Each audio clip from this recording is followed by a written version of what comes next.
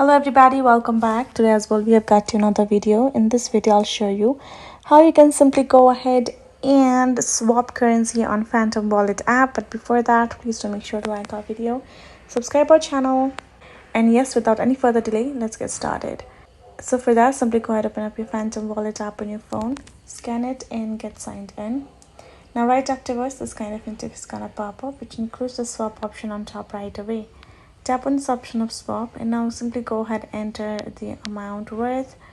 Once you have added that, you're simply gonna go ahead, it will simply change the currency right over here. You can tap on this icon and you can choose to any other asset if you have available, or from over here at the bottom to receive, and you can change any that you have available. Once you're done, tap on this option of convert if you have added the right amount right over here, as much as you have available, right? And then tap on the right over here and you will be able to convert your particular Bitcoin or coin to any other tokens like that.